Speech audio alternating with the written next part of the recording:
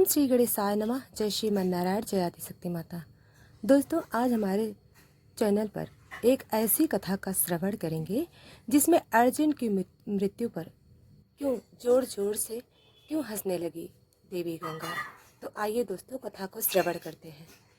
महाभारत का युद्ध जीतने में श्री कृष्ण की चतुराई और धनुर्धर अर्जुन के पराक्रम ने एक अहम भूमिका निभाई थी।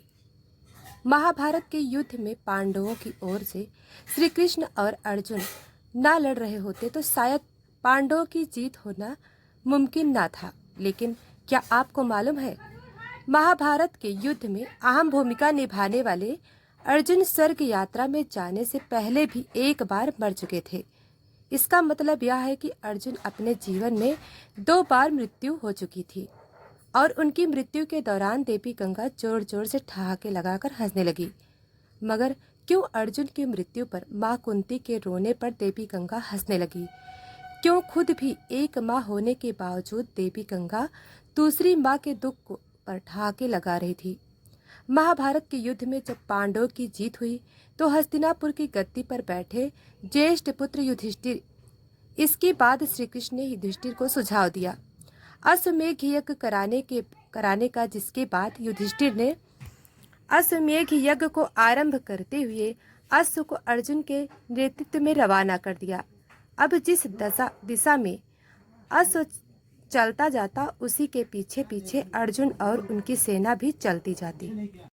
इस दौरान अश्व कई राज्यों से गुजरा।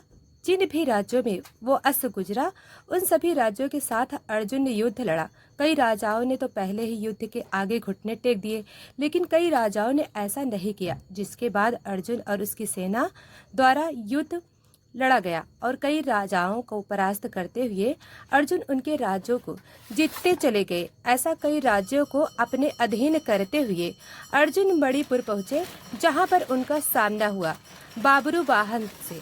आपको बता दें कि बाबरू वाहन अर्जुन और चित्रांगदा के पुत्र थे और अपने पिता अर्जुन के उनके राज्य में पधारने से वे काफ़ी उत्साहित थे। उन्होंने युद्ध के बारे में कुछ सोचा ही नहीं था और उनके पिता अर्जुन के स्वागत के लिए वे राज्य की सीमा पर जा पहुँचे।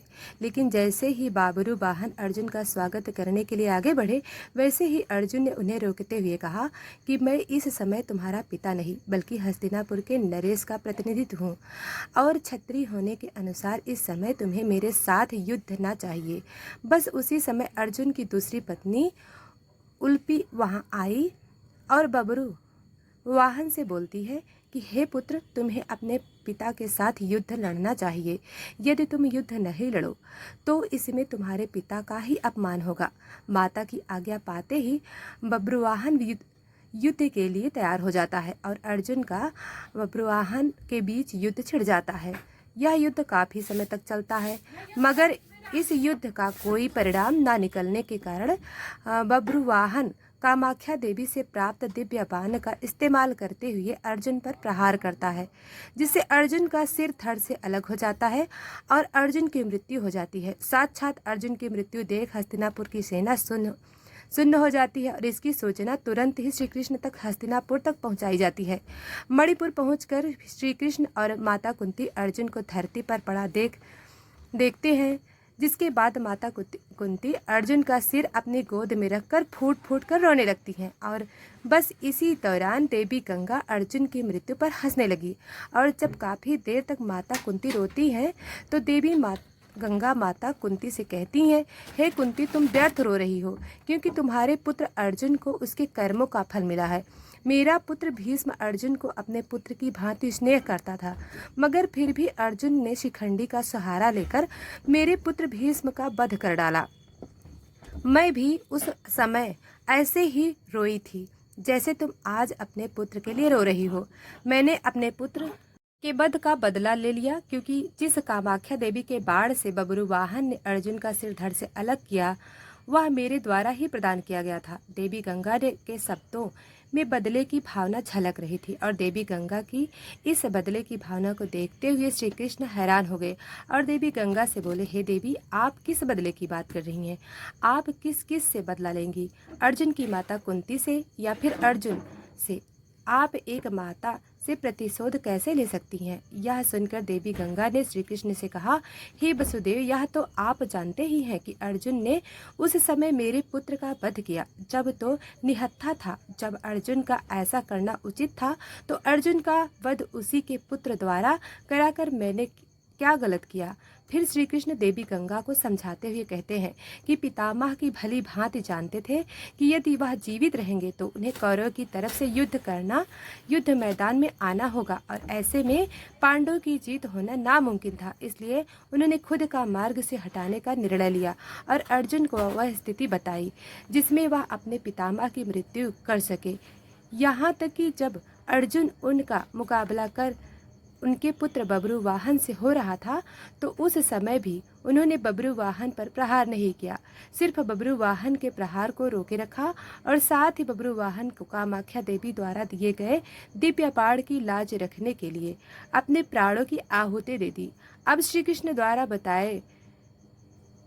द्वारा दिए गए तथ्यों को सुनकर देवी गंगा सोच में पड़ गई और उन्होंने श्री कृष्ण से अर्जुन को पुनः जीवित करने का मार्ग पूछा, जिसके बाद श्री कृष्ण देवी गंगा को उनकी प्रतिज्ञा वापस लेने को कहते हैं। जिसके बाद देवी गंगा ने अपनी प्रतिज्ञा वापस ली और अर्जुन का सिर धड़ से जोड़ दिया, मगर अब भी अर्जुन के प्राण वापस नहीं आए थे। जिसके बाद श्री कृष्ण ने अर्जुन की दूसरी पत्नी से नागमणि लेकर अर्जुन को पुनः जीवित कर दिया। महाभारत धर्म युद्ध को जीतने के लिए जिन योद्धाओं को मारना बेहद आवश्यक था उनमें से एक योद्धा थे भीष्म पितामह। उनके नेतृत्व में कौरवों का हारना नामुमकिन था, लेकिन उन्हें मारना भी असंभव था क्योंकि उन्हें वरदान प्राप्त था। इसलिए श्री कृष्ण को एक षड्यंत्र रचना पड़ा जिसमें वह शिखंडी को लेकर युद्ध भूमि में आ गए।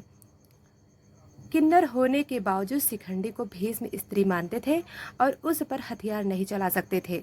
शिखंडी को युद्ध के सामने देख भीष्म पितामह ने अपने हथियार नीचे रख लिए। इसी मौके का फायदा अर्जुन ने उठाया और उसने भीष्म पर तीरों की बरसात कर दी। भीष्म बाणों की सैया पर लेट गए। अपने पुत्र की यह दुर्गति देख उनकी माता गंगा को बहुत क्रोध आया। वह युद्ध भूमि में प्रकट हुई और उन्होंने अर्जुन को श्राप दे दिया कि उसकी मृत्यु उसके ही पुत्र के हाथों होगी। कुछ समय बाद जब अर्जुन की मृत्यु उसके ही पुत्र बब्रुवाहन के हाथों हुई तो माँ गंगा जोर जोर से हंसने लगी और कथा के अनुसार माँ गंगा ने ही अर्जुन के बेटे बब्रुवाहन को इस तरह भ्रमित किया कि उसने गुस्से में आकर अपने पिता का सिर काट दिया। लेकिन फिर अर्जुन की एक पत्नी ने अपनी शक्ति द्वारा और श्री कृष्ण की मदद से अर्जुन को पुनः जीवित किया और अर्जुन के पुत्र बब्रुवाहन को माँ गंगा की माया से मुक्त किया। दोस्तों, यह कथा समाप्त हुई। दोस्तों, हम आपको ऐसे ही नई नई कथा सुनाते रहते हैं। दोस्तों, वीडियो को लाइक और चैनल